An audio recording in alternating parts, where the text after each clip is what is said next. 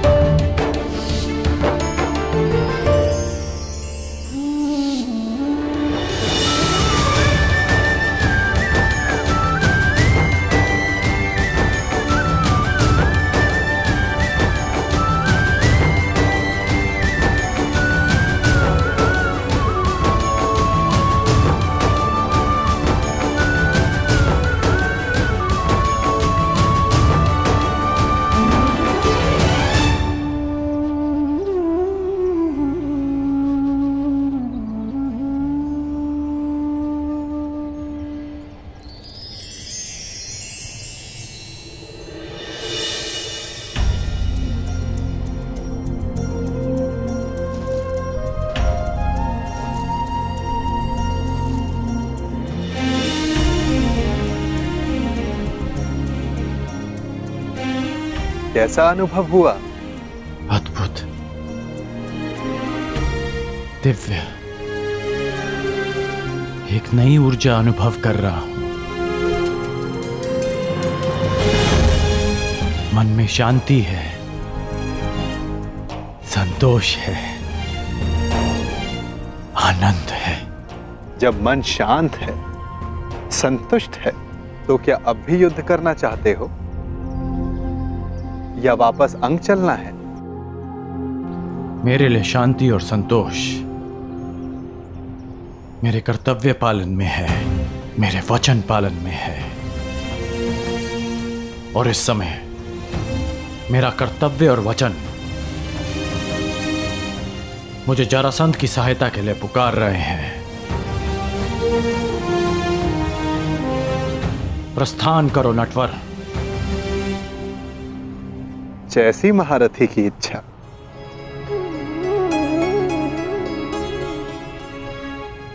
आइए।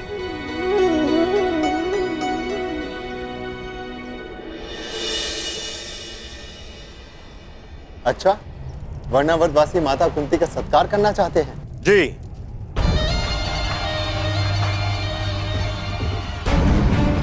संदेश में कुछ ऐसा ही लिखा है। हम वारणावतवासी युवराज माता कुंती का मातृत्व प्रतीक के रूप में सत्कार करने की अभिलाषा रखते हैं।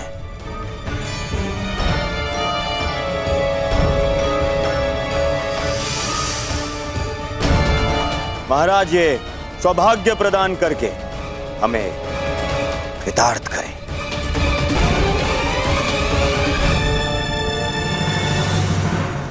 बहुत ही सुंदर विचार है। वास्तविकता में भ्राता पांडु की भार्य इस सम्मान की अधिकारिणी है भी।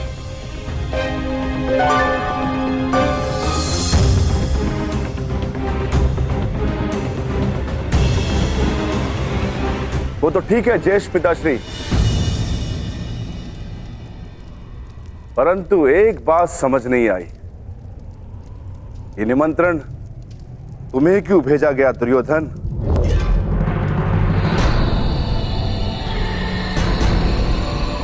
ज्येष्ठ पिताश्री या युवराज क्यों नहीं? इसलिए क्योंकि मैंने पुरोचन को बुलावा भिजवाया था। पुरोचन वर्णावत से आ रहे थे तो वो संदेश ले आए। मैं पहले मिल गया तो मुझे दे दिया संदेश। महान वास्तुकार पुरोचन को निमंत्रण क्यों दिया दुर्योधन? ऐसी कौन सी नई इमारत का निर्माण करवा रहे हो?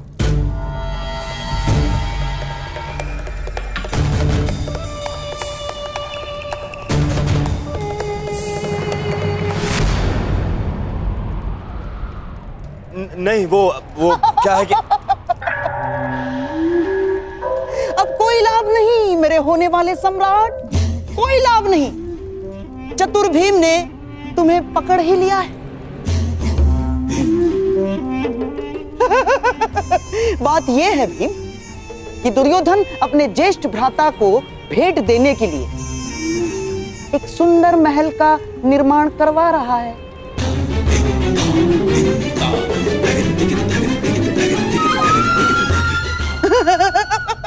और इस विषय में महाराज श्री को भी ज्ञात है। तुम ज्येष्ठ भ्राताश्री को भेंट दे रहे हो? वो क्या है ना भीम की, बचपन से हम प्रतिस्पर्धी रहे, परंतु अब तो भ्राता युधिष्ठिर युवराज बन चुके हैं, तो स्पर्धा समाप्त हुई। क्यों ना बैर भाव भुलाकर एक नया प्रारंभ किया जाए। यदि ऐसा है तो मुझे अपने अनुज की भेंट सहर्ष स्वीकार है। भाइयों के मध्य ये प्रेम मेरे आनंद का कारण बन रहा है, तो पांडु पुत्र और युवराज माता कुंती कल प्रातः प्रस्थान करेंगे। प्रबंध किया जाए विदुर।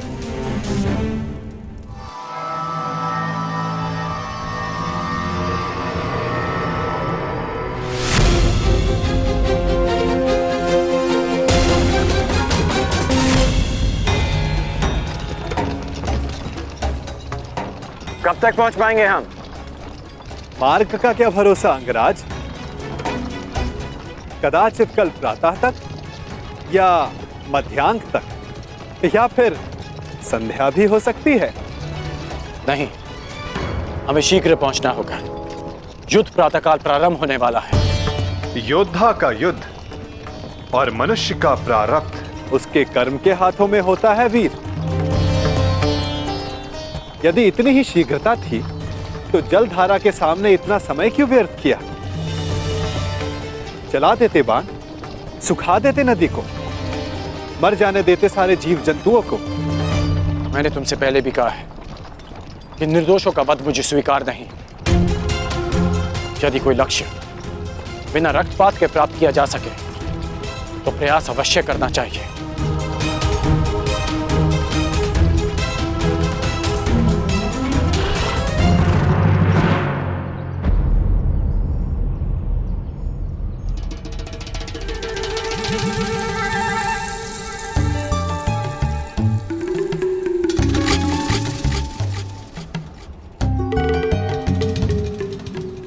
अरे अचानक ये क्या? वन इतना घना क्यों हो गया? यह कैसे संभव है? यही तो मुझे भी आश्चर्यचकित कर रहा है। कल तक तो ये मार्ग ऐसा नहीं था।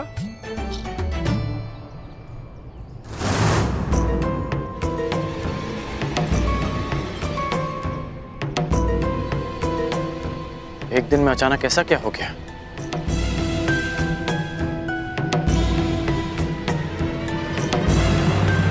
मैं देखकर आता हूं कि कहीं हम मार्ग तो नहीं भटक गए। अवश्य।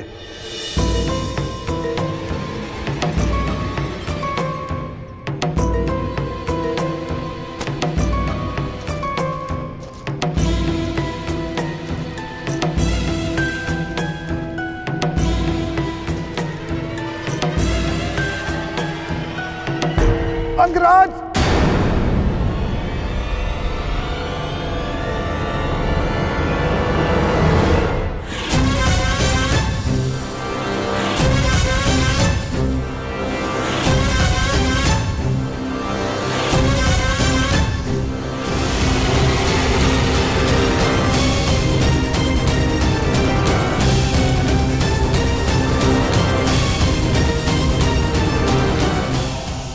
करो अंगराज, रक्षा करो।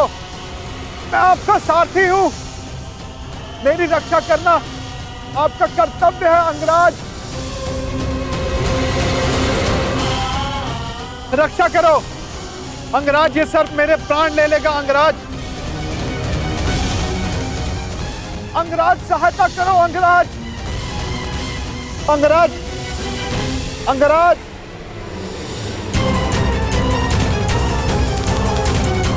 अंगराज, ये सर्प अपनी कुंडली कसता जा रहा है अंगराज।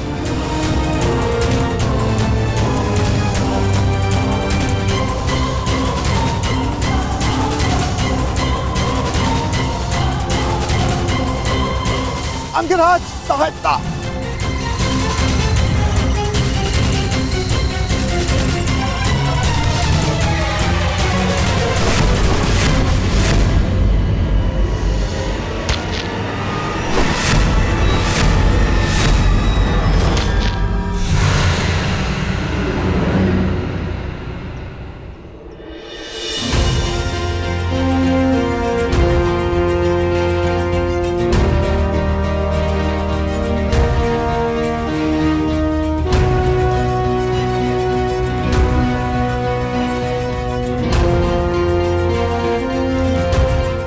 ठीक हो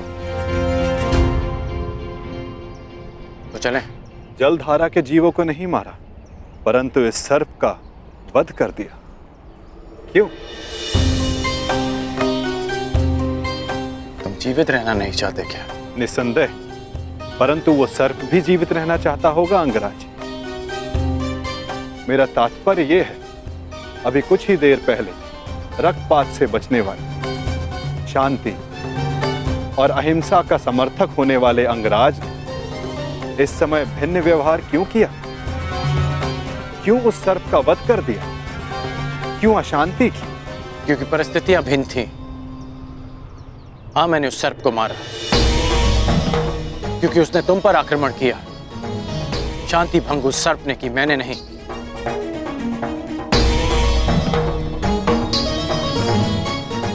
अब आपकी शंका दूर हो गई हो तो चले अंगराज।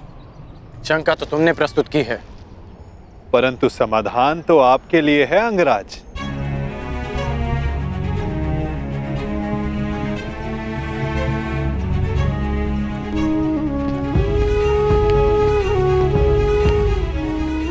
वास्तविक शांति और मिथ्या शांति में अंतर कर पाने की योग्यता, दृष्टिगत से परे देख सकने की क्षमता जो तुम में है, वो हर मनुष्य में नहीं होती। मैं प्रभावित हुआ।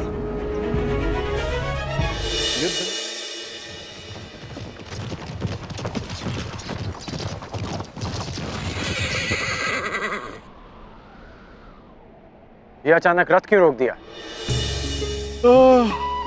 निद्रा का अनुभव हो रहा है अंगराज। तो यहां मेरे स्थान पर आने का कष्ट कीजिए, रथ मैं स्वयं चला लूंगा। मैंने कहा कि निद्रा का अनुभव हो रहा है, ये नहीं कि सोना है। हाँ, तनिक कुछ खा लूंगा तो स्फूर्ति अवश्य आ जाएगी।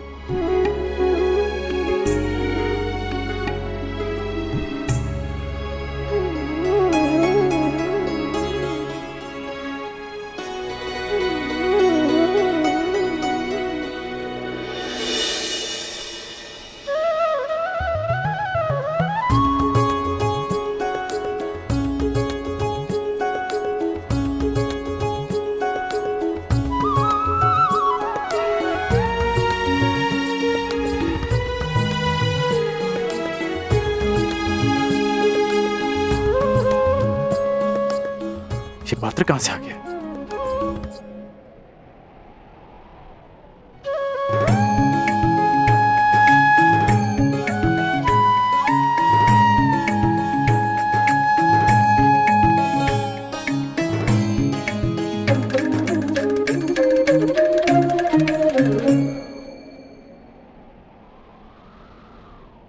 आपके मन का ये प्रश्न भी मैंने पढ़ लिया अंगराज।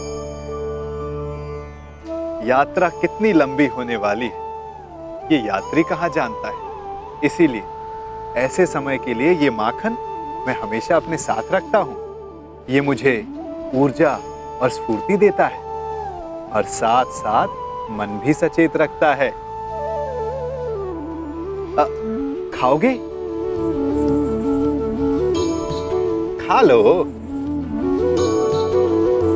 ठीक है, तुम इतना कह रहे हो तो खा लेता।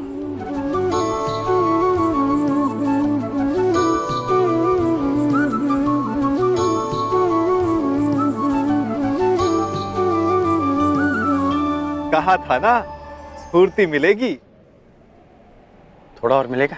हाँ, ये केवल मेरा है, परंतु आप सहयात्री हो इसलिए बांट लेता हूं।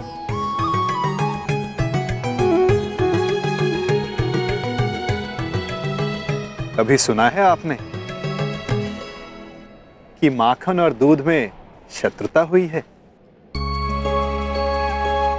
इस बात का क्या तात्पर्य है मैं समझा नहीं। क्या पूछना चाहते हो? यही कि वासुदेव कृष्ण से युद्ध करने क्यों जा रहे हो?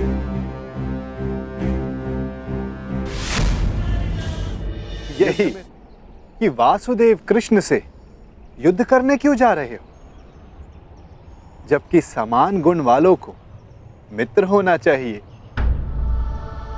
अच्छा, हम दोनों में क्या समानता है बताओ?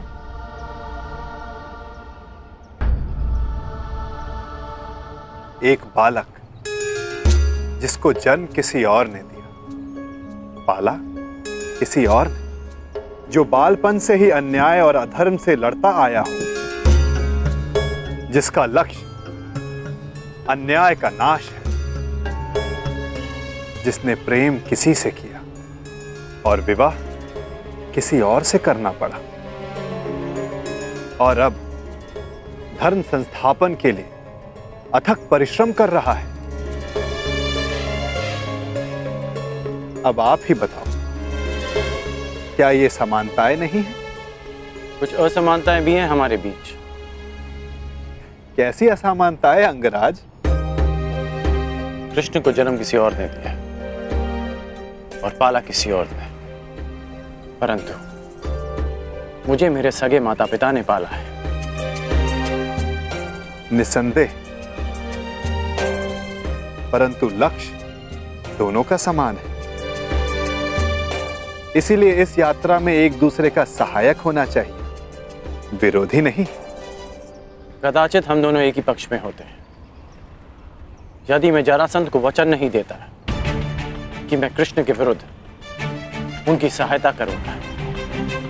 युद्ध में सम्मिलित होने का वचन दिया है या कृष्ण के विरुद्ध युद्ध करने का अंगराज?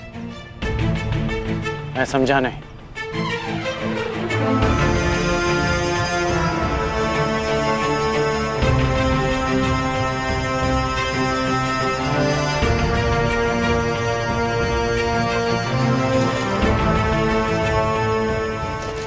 जिस प्रकार आंगन में बीज बोने से पहले ये जान लेना चाहिए कि उससे फल मिलेगा या कांटे, उसी भांति वचन देने से पहले सावधान रहना चाहिए।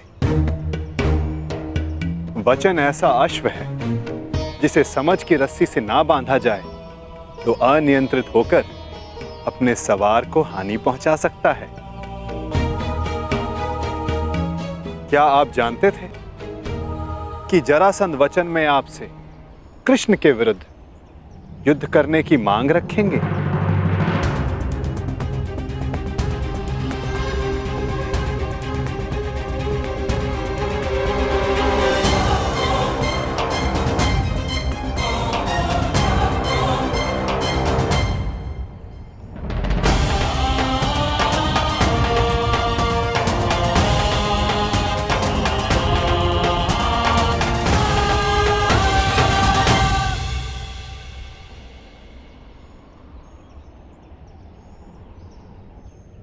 मैंने अपना कार्य पूरा किया अंगराज। आपको समय पर युद्ध क्षेत्र पहुंचा दिया मैंने।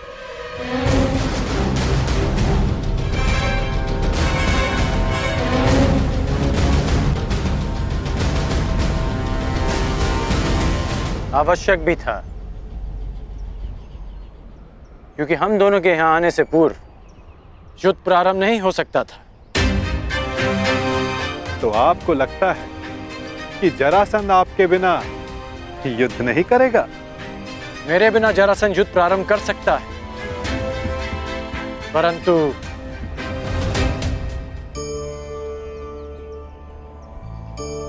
परंतु क्या? कहे दीजिए अंगराज।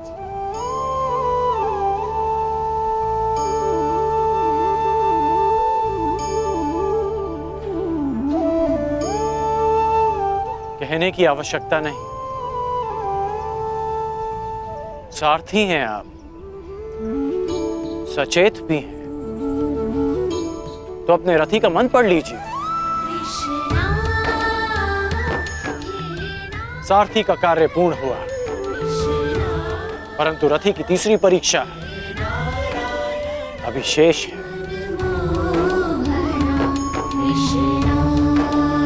तीसरी परीक्षा? ये क्या कह रहे हैं आप अंगराज?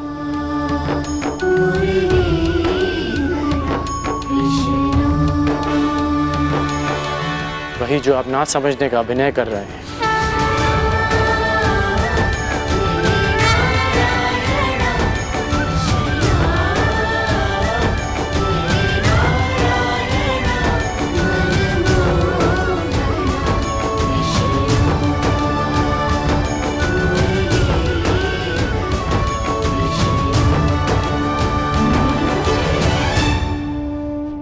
तीसरी परीक्षा?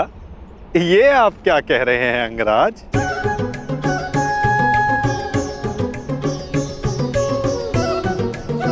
वही जो आप ना समझने का अभिनय कर रहे हैं।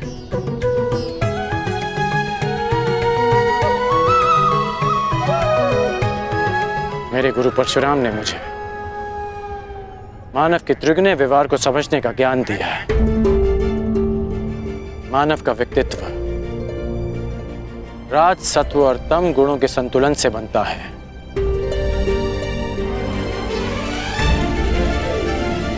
कहते जाओ अंगराज, मैं सुन रहा हूं।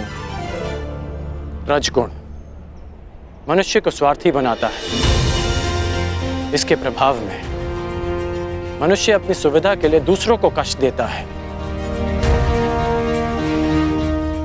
इसलिए मेरी पहली परीक्षा में लक्ष्य प्राप्त करने के लिए मुझे जल जीवों का नाश करना था।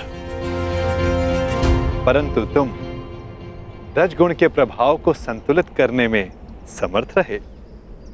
और दूसरा गुण है सत्व गुण, जो मनुष्य को पवित्र बनाता है। उसमें दया, प्रेम जैसे गुणों का संचार करता है। परंतु उस पर नियंत्रण ना रखा जाए तो ये भले बुरे में अंतर करने की मति हर लेता है। मनुष्य को हर ओर अच्छाई दिखती है, वो आभासी शांति को सत्य समझ लेता है और बुराई का अंत नहीं कर पाता। हाँ, परंतु तुमने सत्वगुण को भी नियंत्रण में रखा। आभासी शांति का आवरण भेद दिया। मेरे प्राणों की रक्षा के लिए तुमने उस सर्प का वध किया। हाँ, और अब मैं तीसरी परीक्षा की प्रतीक्षा कर रहा हूं, तमोगुण की परीक्षा।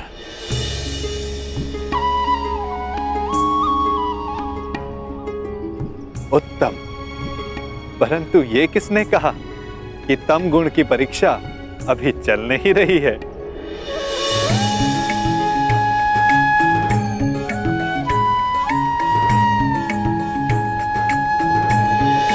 तमोगुण अंधकार के भांति हमें भ्रमित कर देता है। ठीक कहा आपने कि तमोगुण की परीक्षा इस यात्रा के साथ ही प्रारंभ हो गई थी। इस यात्रा के प्रारंभ में ही मेरे सामने एक भ्रम का, एक माया का आवरण बनाया गया। परीक्षा यह थी कि मैं इस आवरण के पार देख पाऊंगा या नहीं। अति सुंदर। तो कुछ देख पाए अंगराज?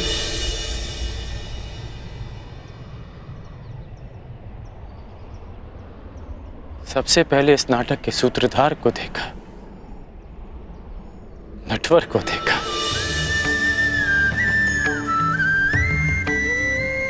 फिर उसे भी देखा जिसकी मुरली की धुन पर पूरी प्रकृति नाच उठती है। मुरलीधर को देखा, फिर उसे देखा जो जीवन से ज्ञान उस भांति मथ लेता है जैसे दूध में से माखन। माखन चोर को देखा,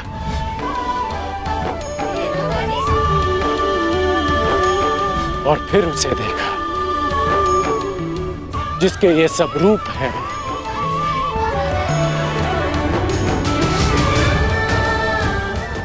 वासुदेव। मैंने वासुदेव को देखा।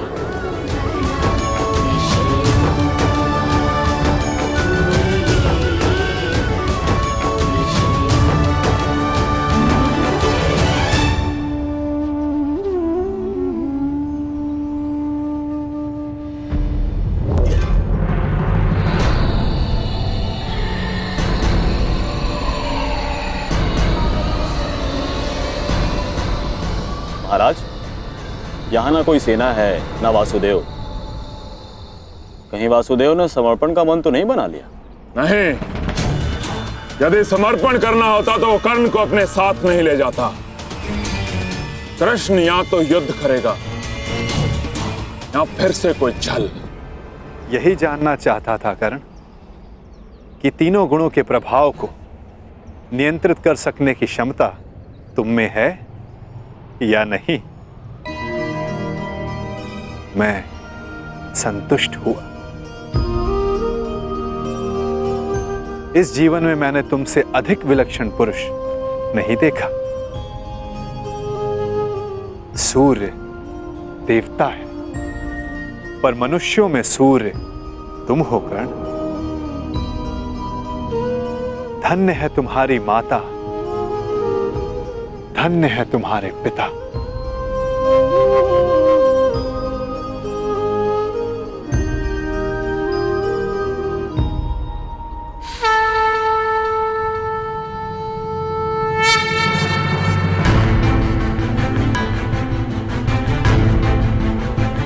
युद्ध की पुकार आ गई है कर्ण। मुझे जाना होगा। युद्ध में सम्मिलित होने का वचन तुम पूरा कर चुके हो। अब यह तुम्हारा निर्णय है कि तुम मुझसे युद्ध करोगे या मेरे पक्ष में रहोगे। जो भी निर्णय लेना सोच समझ कर लेना कर, क्योंकि आज का लिया गया निर्णय भविष्य का निर्धारण करेगा।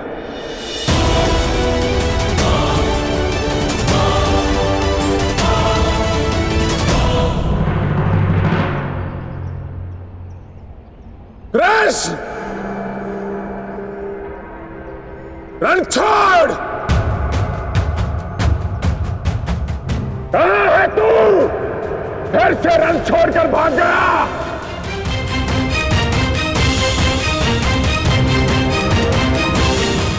देख रहे हो, सबके समक्ष खड़ा हूं मैं, फिर भी सब मुझे ढूंढ रहे हैं,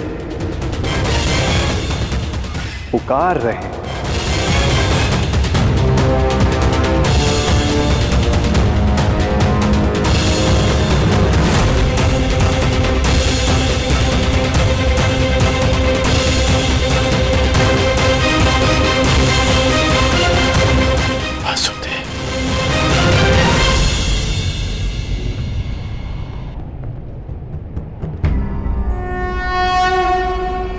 यदा यदा हि धर्मस्य ग्लानिर्भवति भारत अभ्युत्थानम् अधर्मस्य तदात्मानं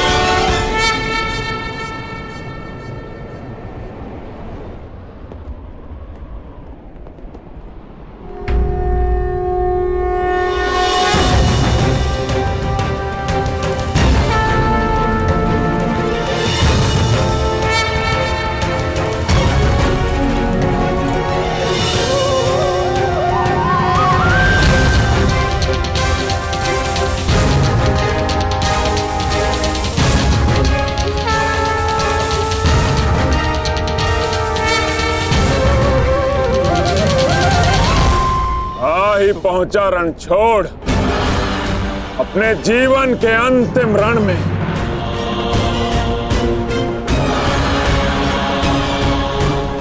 तो कर्ण को छल करके अपने साथ ले गया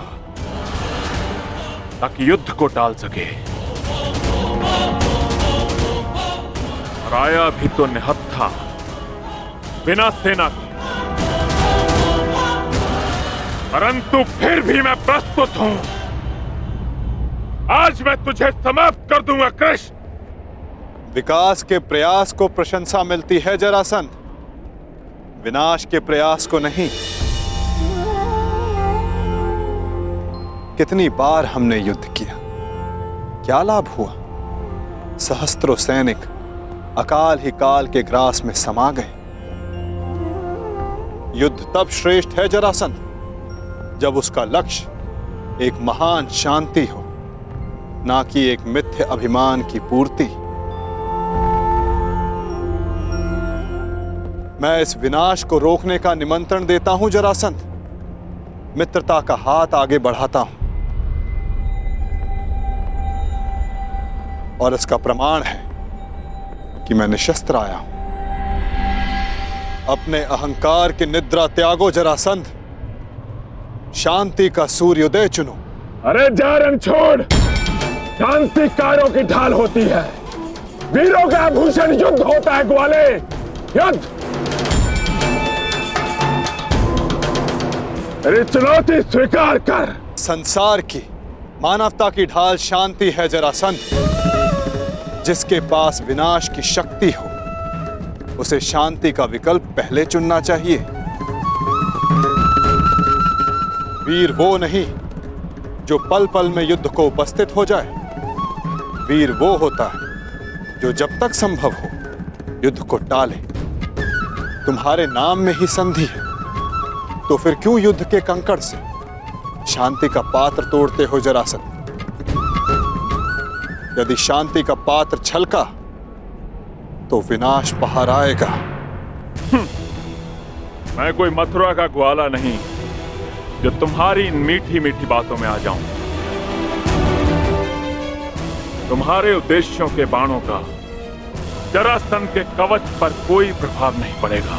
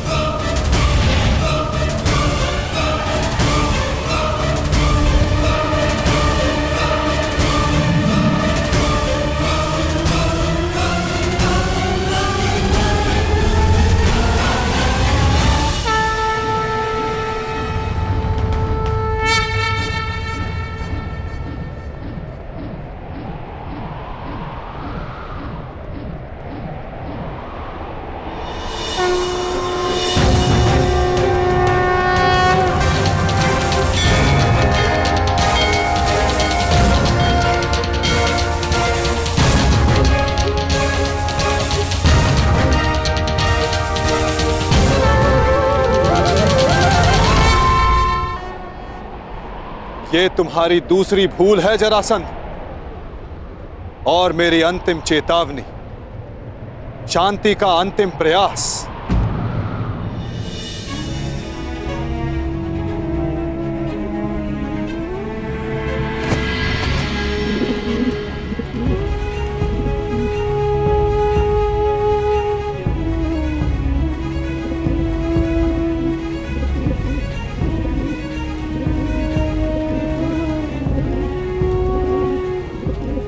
सुन रहे हो जरासंध? ये अबोध भी कह रहा है कि शांति रखो। इसके स्वर के बीच के विराम की शांति अनुभव करो जरासंध।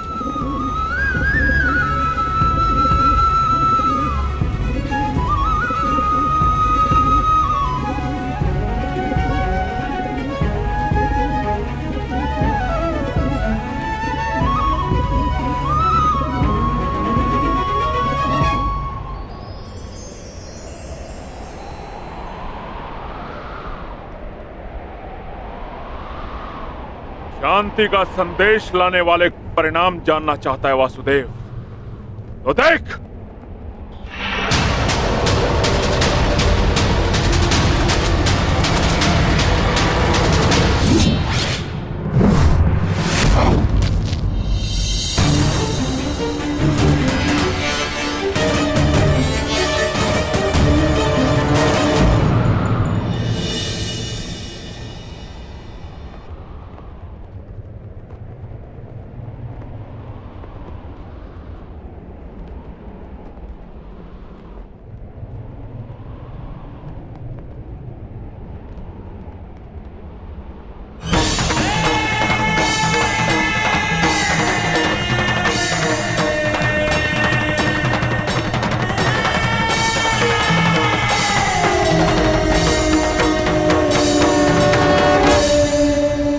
मैं संधि प्रस्ताव लाया। तुमने शांति दूत का वध किया, मैंने शास्त्र से समझाने का प्रयास किया। तुमने शस्त्र उठाया, मैं प्रेम लाया था। तुमने युद्ध की मांग की। तुम्हें युद्ध चाहिए जरासंध, तो लो, मैं तुम्हें युद्ध देता हूं।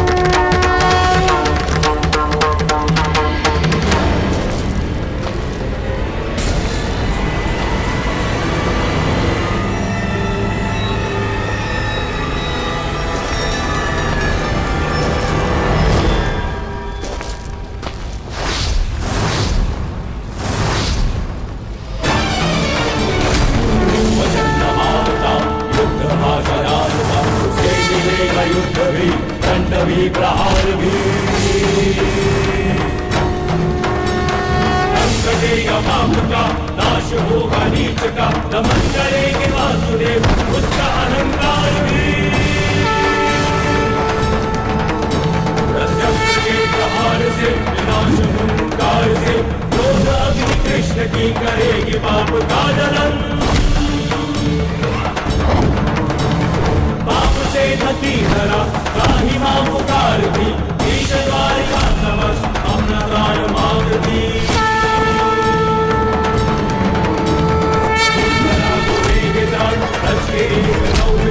भूमिशाई करके पाप को सजेगी आरती। भूमिशाई करके पाप को सजेगी आरती।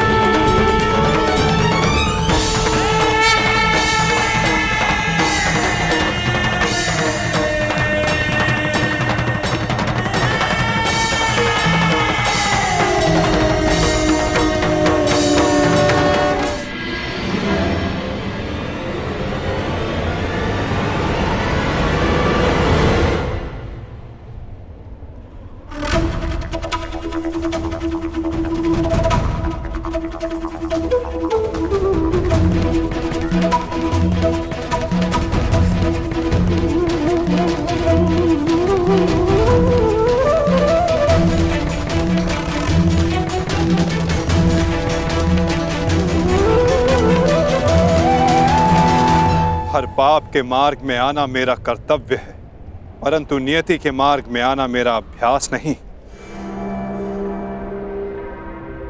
तुम्हारी मृत्यु किसी और के हाथों लिखी है जरासंध, इसलिए आज मैं तुम्हें पुनः जीवन दान देता हूं।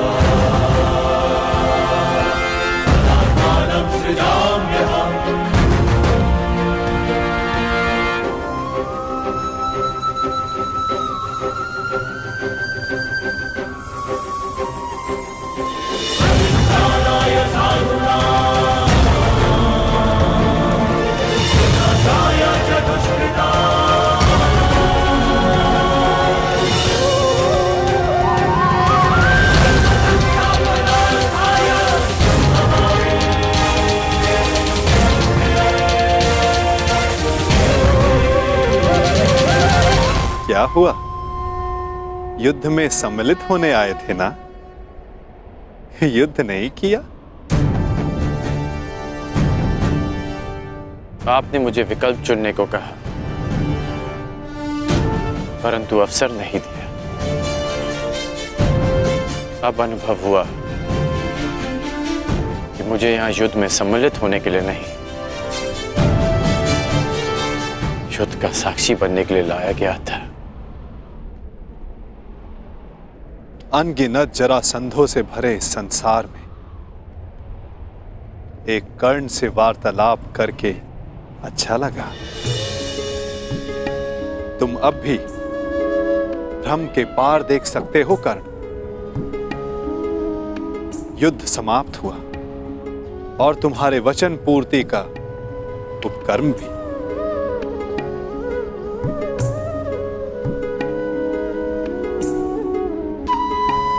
तो प्रस्थान करें?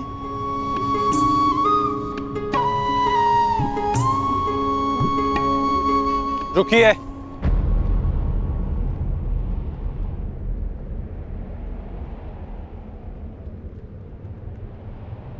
वासुदेव,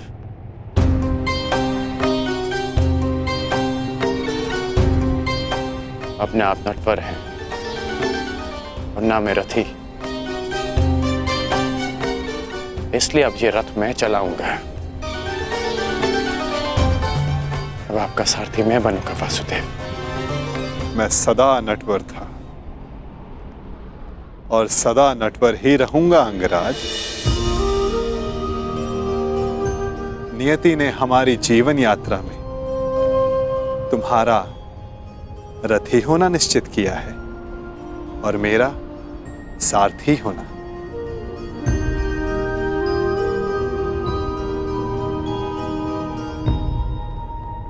जो मन में है कह डालिए अंगराज। युद्ध ना कर पाने का खेद है? नहीं, क्योंकि जिस युद्ध में आप सम्मिलित हों वहां किसी और का युद्ध करना व्यर्थ है।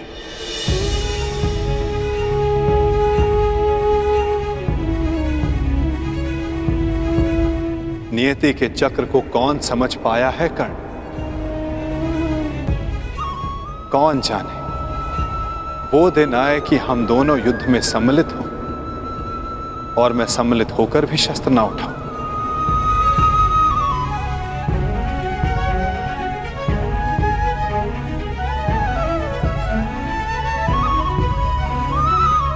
अरे अरे, इतना गंभीर क्यों हो गए? मेरी हर बात पर विश्वास करोगे तो चले जाओगे, और यदि मेरी हर बात पर अविश्वास करोगे तो अधिक चले जाओगे। अब सोचने में ज्यादा समय व्यर्थ मत करो कर्ण, रथ पर बैठो। क्या अब भी कोई यात्रा शेष है?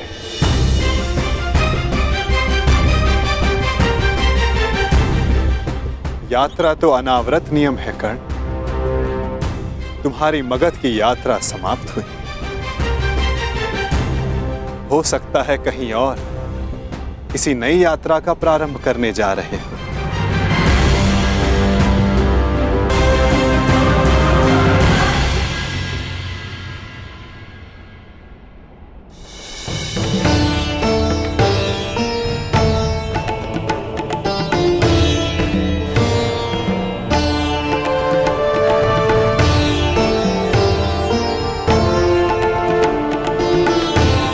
यात्रा मंगलकारी हो पुत्रों। हाँ युवराज, तुम्हारी कीर्ति की अग्नि से वारणावत की हर दिशा प्रकाशित हो।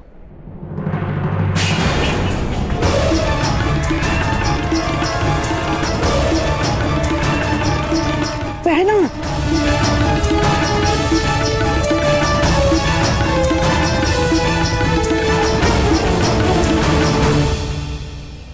ये तो अपशगुन है। यात्रा प्रारंभ करने से पूर्व आरती की थाली गिरना यह अशुभ संकेत है। मुझे लगता है कि आप लोगों को ये यात्रा स्थगित कर देनी चाहिए।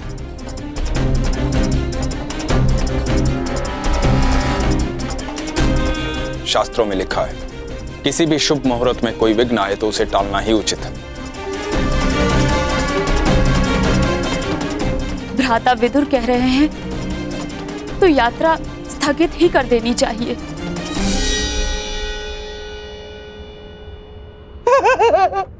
क्या क्या कह रहे हो बहना?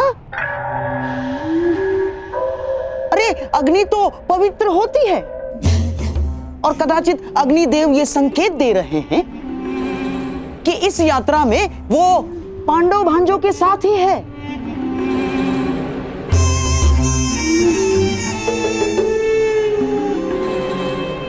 परंतु महामंत्री, आप तो स्वयं नीति कुशल हैं। वारणावतवासी युवराज युधिष्ठिर की प्रजा है, और वहां उनके और बहन कुंती के सत्कार में विशेष प्रबंध कर दिए गए हैं। और अब यदि यह यात्रा स्थगित हुई तो न केवल प्रजा का उत्साह भंग होगा, बल्कि प्रजा में यह संदेश भी जाएगा कि युवराज युधिष्ठिर केवल एक अपशकुन के भय से अपने कर्तव्य से पीछे हट गए ना।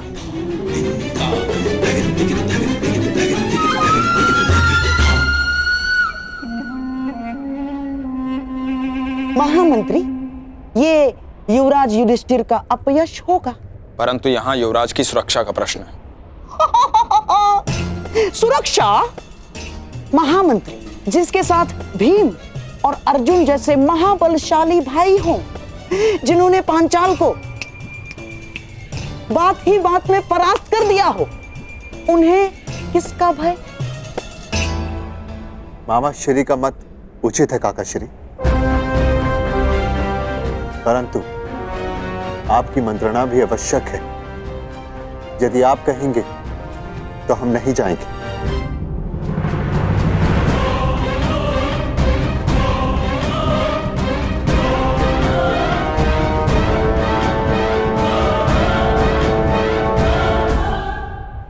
क्या आज्ञा है काकाश्री? ठीक है युवराज, आप प्रस्थान करें।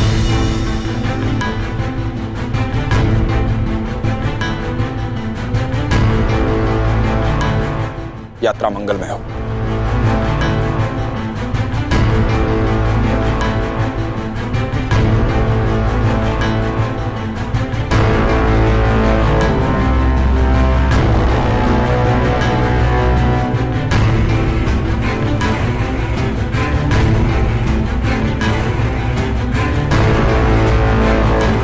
चलिए माताश्री।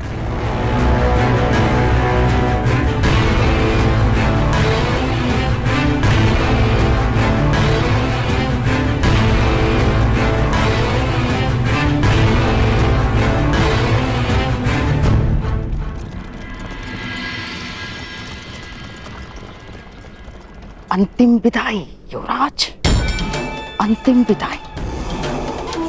अब कदाचित हस्तिनापुर तुम्हारा मुख कभी न देख पाए।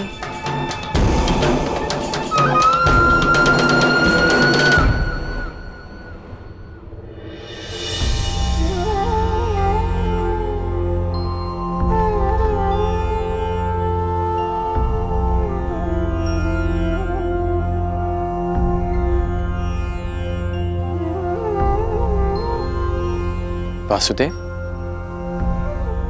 अभी आपने कहा कि दूसरी यात्रा प्रारंभ हो रही है, तो फिर आप बीच में क्यों रुक गए? विचार कर रहा हूं अंगराज कि कुछ यात्रा यदि प्रारंभ ना की जाए तो भविष्य पूर्णतः भिन्न हो सकता है।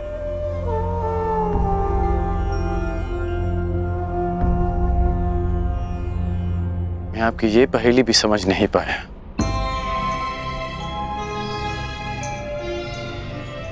हर पहेली का उत्तर हमारे चयन में होता है अंगराज, और भविष्य चयन पर निर्भर करता है। जीवन जीने के सदैव दो विकल्प होते हैं। एक विकल्प होता है इस पाषाण खंड की भांति, जो अपने अहंकार, अपने हठ, अपनी जड़ता के बोझ के कारण भारी और कठोर हो जाता है, जो ना अपना चुना हुआ मार्ग बदलता है और ना ही अपने विचार। उसका प्रारब्ध इस पाषाण खंड की तरह होता है।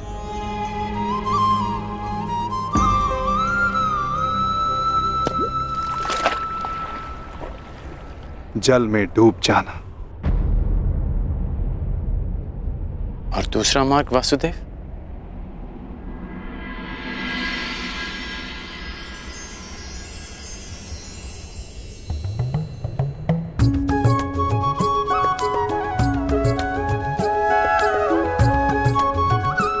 भक्ति मार्ग, इस मोर पंख की भांति हल्का,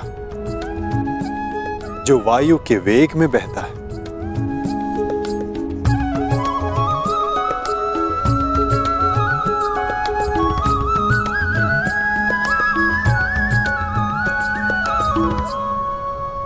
जो इस मोर पंख की भांति होते हैं, वे अपने आप को ईश्वर की इच्छा के हाथों ऐसे समर्पित कर देते हैं जैसे इसने स्वयं को वायु को समर्पित किया। इसीलिए वायु उन्हें किसी भी ओर ले जाए, वे सदैव ईश्वर की गोद में रहते हैं। यदि हर बात में ईश्वर की इच्छा है और प्रकृति भी ईश्वर की गोद है, तो ये पाषाण ईश्वर की गोद में ही गया है। तो इस प्रकार तो ये दोनों मार्ग एक ही हुए ना वासुदेव? पाषाण हो या पंख, वायु के साथ बहें या जल में मग्न हो जाएं, रहना तो ईश्वर के साथ ही है।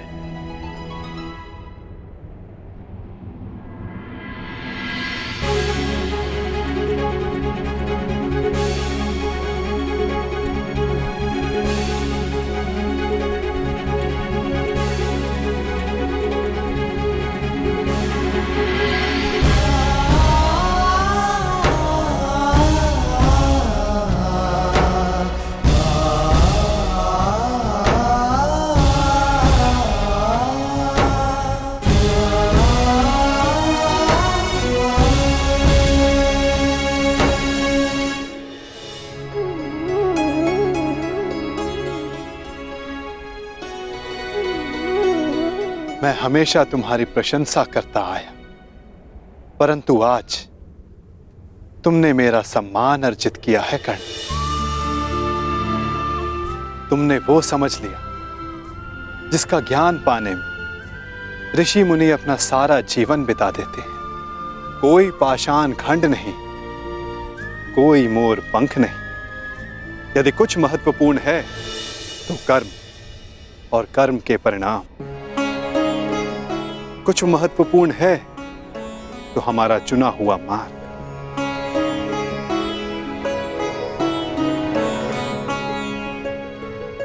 बहुत ज्यादा सोचते हो अंगराज, बहुत समय भी व्यर्थ करते हो। अब यहीं रहना है या आगे चलें? रुके तो आप हैं वासुदेव। कहा था ना, जीवन मार्ग में रुककर देख लेना चाहिए कि लक्ष्य उचित है या नहीं। और हमारा मार्ग हमारे साथ छल तो नहीं कर रहा है।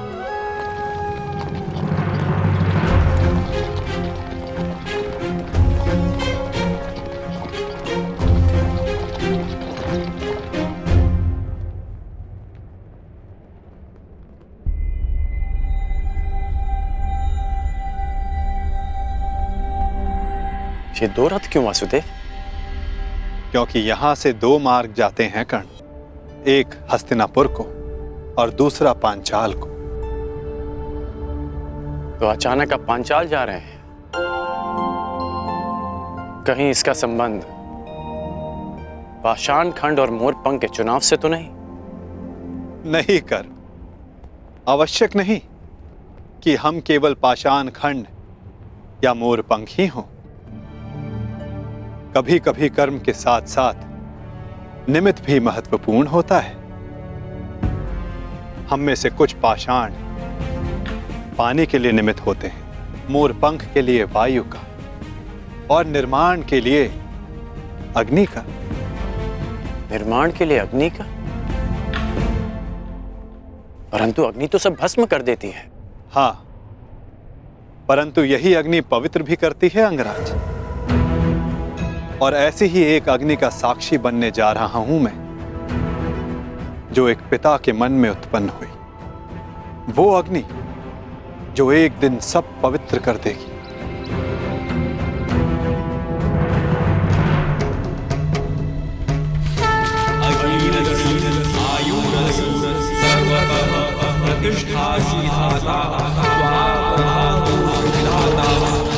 हमारे प्रतिशोध की अग्नि शांत करने के लिए दो अतिथि शीघ्र प्रस्तुत होंगे द्रौपद।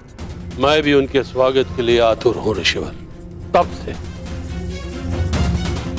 जब से द्रोण ने मेरा अपमान किया।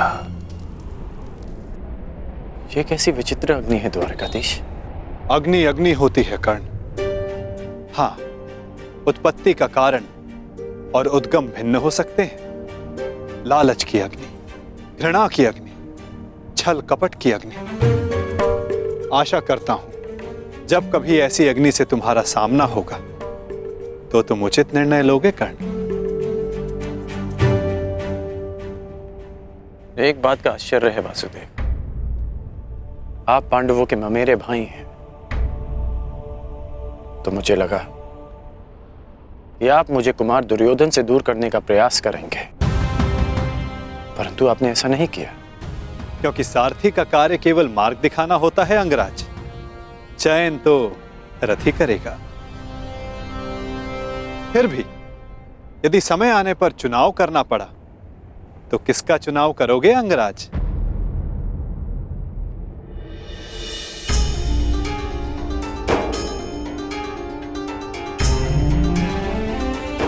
मित्र दुर्योधन का।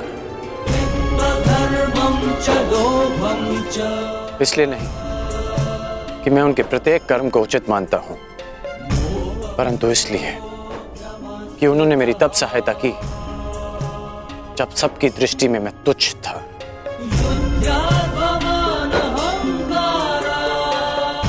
मैं पाषाण होने का विकल्प चुन चुका हूं, क्योंकि जल रूपी निमित्त बनकर दुर्योधन ने मुझे संभाला। चयन तुम्हारा है अंगराज, परंतु स्मरण रखना, हम कर्म चुनते हैं और कर्म हमारा परिणाम चुनता है।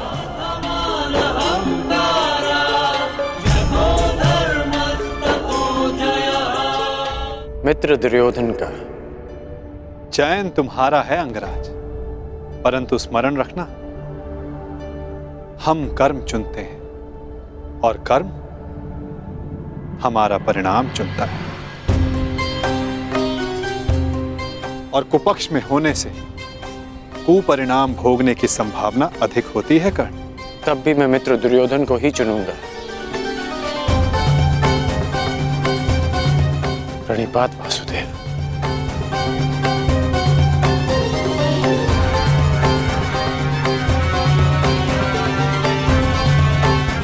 विदा कर्ण।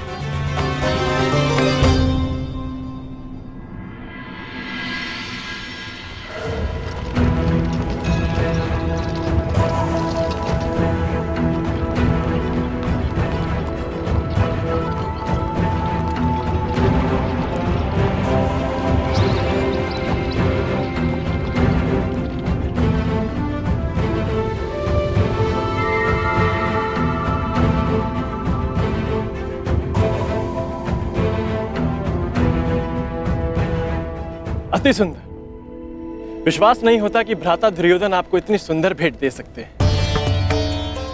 समय के साथ सब बदलता है अनुज। खट्टी कैरी भी समय के साथ बदलकर मीठा आम बन जाती है। अनुज, दुर्योधन को भी दूसरा अवसर अवश्य मिलना चाहिए।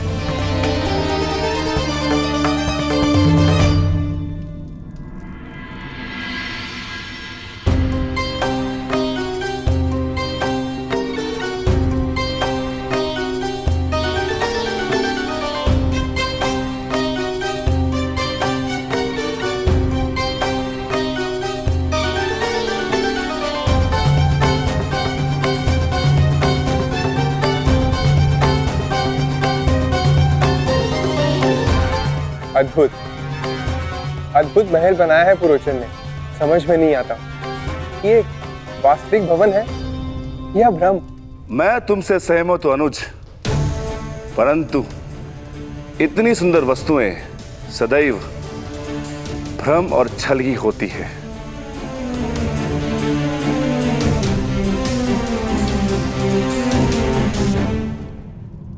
तो कौन सी भूल हो गई मामाश्री? पुरोचन केवल यही संदेश देने तो आए हैं कि पांडव लक्ष्य ग्रह पहुंच चुके हैं। तुम समझते क्यों नहीं हो दुर्योधन? जितने विघ्न शुभ कार्य में पड़ते हैं उससे कई अधिक विघ्न अशुभ कार्यों में पड़ते हैं।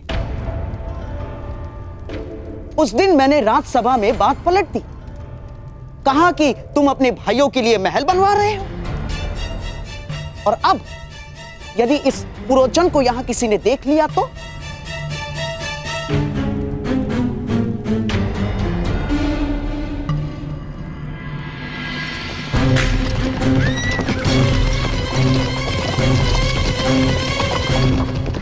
मत भूलो, षड्यंत्र तभी सफल होते हैं जब तक वो गुप्त रखे जाते हैं। भेद खुल जाने पर सारा खेल समाप्त, सफा चट।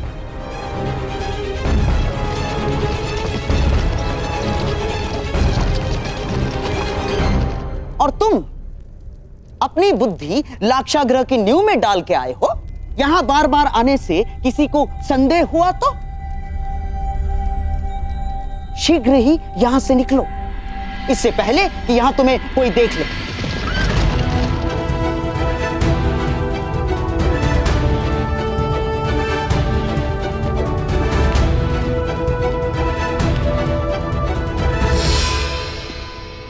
जी मैं तो बस ये पूछने आया हूं कि मुखाग्नि कब देनी है? शीघ्र, शीघ्र, अति शीघ्र, समझ गए? मामा श्री, परंतु यदि सब कुछ इतना ही शीघ्र हुआ तो भी तो लोगों को संदेह हो ही जाएगा ना। संदेह तो किसी भी स्थिति में तुम पर ही आने वाला है मेरे होने वाले सम्राट। परंतु मैं ये चाहता हूं कि बस ये संदेह पांडवों के अंत के पश्चात ही हो, उससे पूर्व नहीं ना।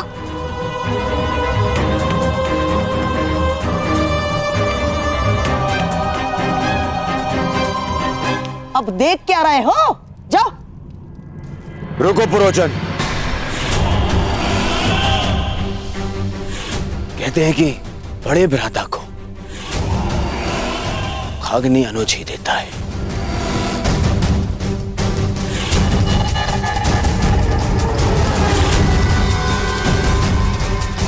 तो फिर मैं अपने कर्तव्य को कैसे भूल सकता हूं? जाओ, ये ले जाओ पुरोचन। मेरे भाइयों की चिता तुमने सजाई है, परंतु उनकी मुखाग्नि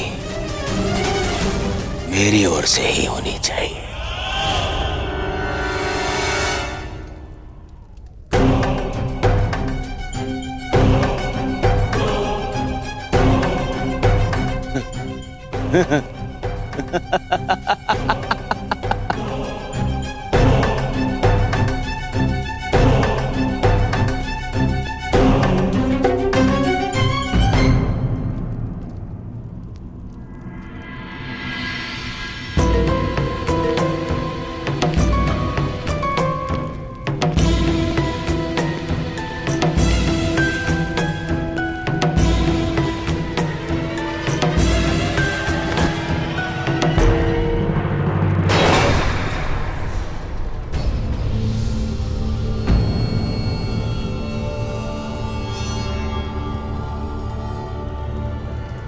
महोदय, इतनी शीघ्रता में कहां जा रहे थे आप?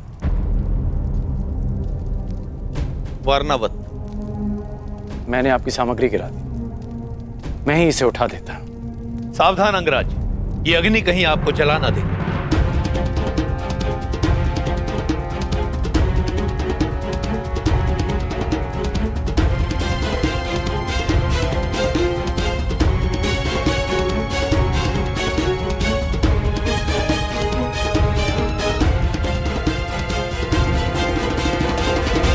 ये अग्नि लिए कहां जा रहे हैं आप?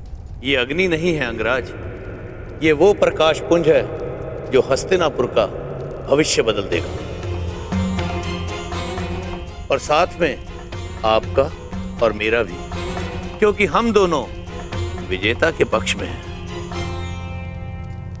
अब मुझे आज्ञा दीजिए।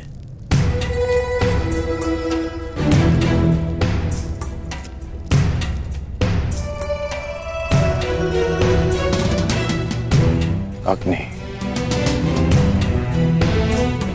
प्रकाश पुंज, हस्तिनापुर का परिवर्तित भविष्य, विजेता का पक्ष, इस सब का क्या अर्थ हुआ? अग्नि अग्नि होती है कर्ण, लालच की अग्नि, घृणा की अग्नि, छल कपट की अग्नि। आशा करता हूं कि जब तुम्हारा सामना ऐसी किसी अग्नि से होगा तो तुम उचित निर्णय लोगे कर्ण। कर्ण, ये है पुरोचन, ये हमारे लिए युद्ध लड़े। युद्ध करे बिना पांडवों को कैसे परास्त किया जा सकता है? ऐसा कौन सा मार्ग है? मार्ग है, उन्हें भान भी नहीं होगा और उनका अस्तित्व सदैव के लिए मिट जाएगा। अग्नि, प्रतिशोध, पुरोचन का व्यवहार और और वासुदेव कृष्ण की चेतावनी, इन सब में कोई संबंध है, और इस संबंध का उत्तर केवल मित्र दुर्योधन के पास है।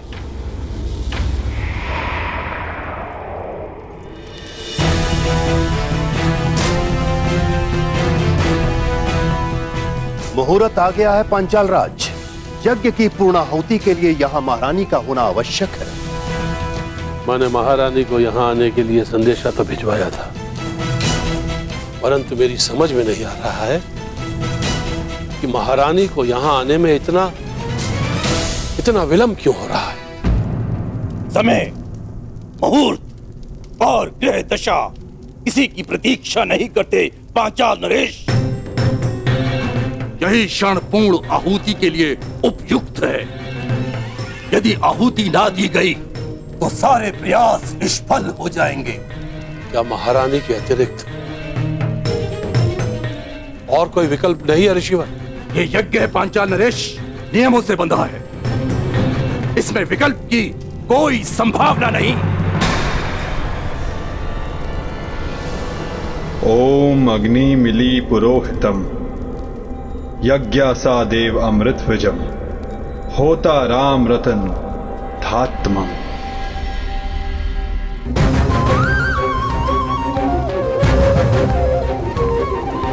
यदा यदा हि धर्मस्य ग्लानिर्भवति भारत अभ्युत्थानमधर्मस्य तदात्मानं सृजाम्यहम्।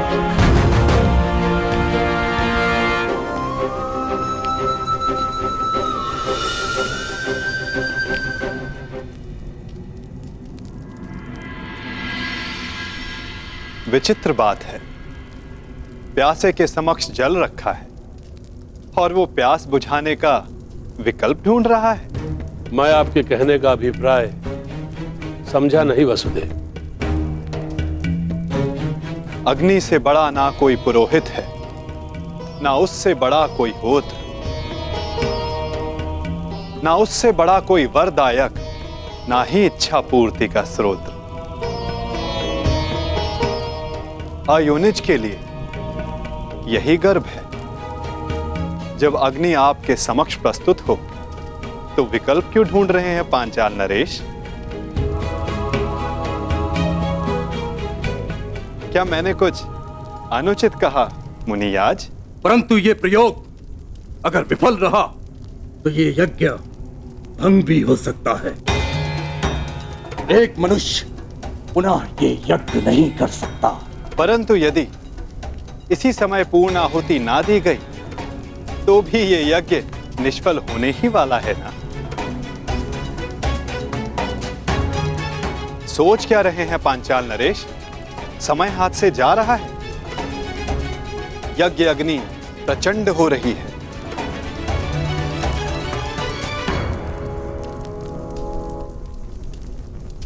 कहीं आपकी इच्छा पूर्ति से पूर्व ही ये शांत ना हो जाए। निर्णय ले लीजिए पांचाल नरेश।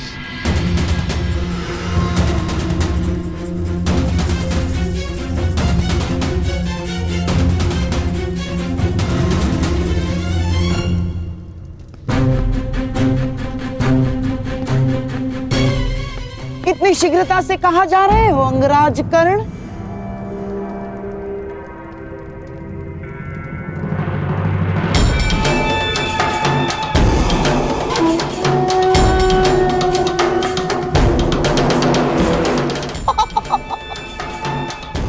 इतनी भी क्या शीघ्रता कर्ण?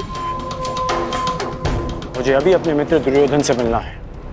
परंतु वो संभव ही नहीं, क्योंकि इस समय कुमार दुर्योधन यहां है ही नहीं। मुझे आप पर विश्वास नहीं गांधार नरेश। मुझे ज्ञात है कि मेरा मित्र यहीं है। हाँ?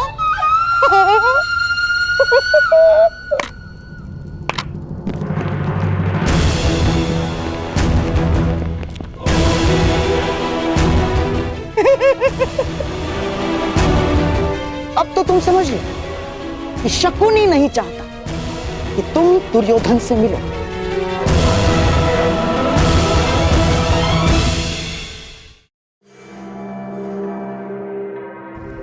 सिंह को मेमने नहीं रोक सकते गांधार राज। और आप ये भली भांति जानते हैं कि आपके ये सैनिक कर्ण को नहीं रोक पाएंगे। परंतु मेरे होने वाले सम्राट का आदेश तो रोक सकता है ना अंगराज कर्ण। तो उनका आदेश था कि तुम अंग प्रदेश जाकर वहां का कार्यभार संभालो। और हां, जब उन्हें तुमसे मिलने की आवश्यकता होगी तो तुम्हें संदेश भिजवा दिया जाएगा। हैं? ठीक उसी तरह जिस तरह पुरोचन को संदेशा भिजवाया गया था।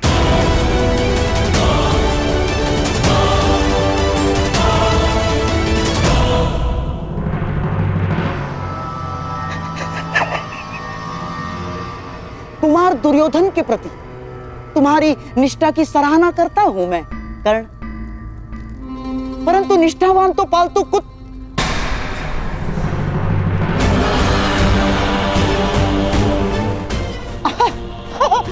मेरा तात्पर्य है कि पालतू जीव भी होते हैं कर्ण। उन्हें अपनी सीमा में रहना उनके हित में होता है।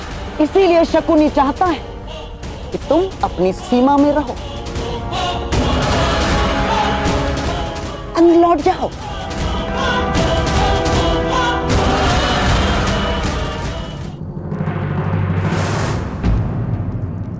अंगराज कर्ण, इस उदाहरण पर क्रोध आ रहा है।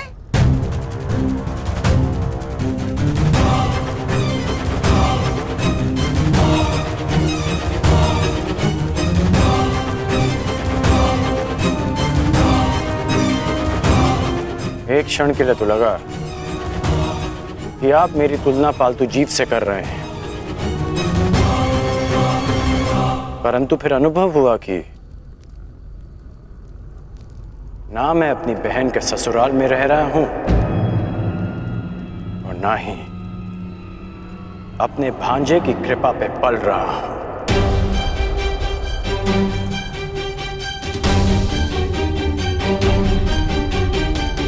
इसलिए आपका यह संकेत स्वयं आप ही के लिए था गांधार राज।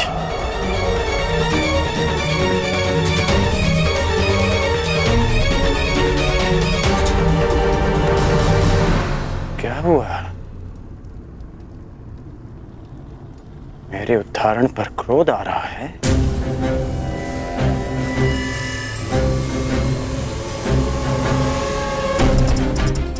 मैं अब तक आपका सम्मान इसलिए करता रहा क्योंकि आप मेरे मित्र के मामा हैं। हम दोनों में केवल एक समानता है कि हम दोनों कुमार दुर्योधन के शुभ चिंतक हैं। और जब जब आपका कार्य मेरे मित्र के हित में होगा तब तक मैं आपको सहन करता रहूंगा। परंतु यदि मेरे मित्र को अनुचित मार्ग पर ले जाने का प्रयास किया तो मैं भूल जाऊंगा कि आप मेरे मित्र के मामा हैं।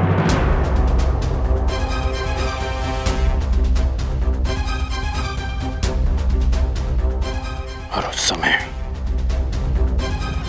आपका अंत उस पालतू जीव की भांति होगा जिसका आप अभी उदाहरण दे रहे थे। पुरोचन यहां क्यों आया था और उसका क्या लक्ष्य है, ये तो मैं जानकर ही रहूंगा।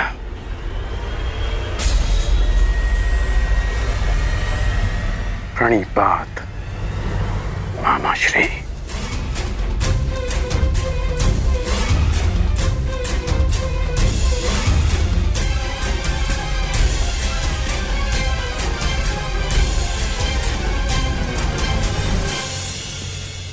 जब तक तुम्हें यह ज्ञात होगा कि पुरोचन यहां क्यों आया था तब तक पांडव भस्म हो चुके होंगे। पांडव कहीं दिख क्यों नहीं रहे? और इस मंतव्य को पूरा करने के मध्य शकुनी को कोई नहीं रोक सकता, ना कोई नहीं, तुम भी नहीं अंगराज कर्ण।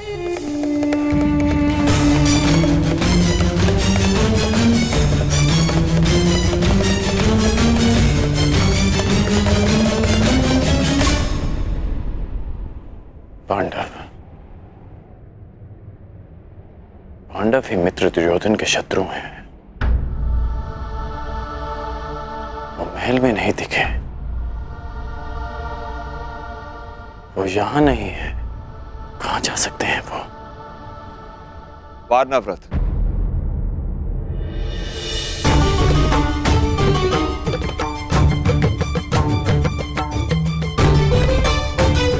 पिताश्री,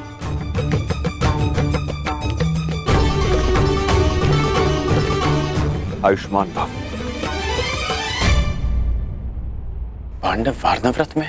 हाँ, वारनाव्रत।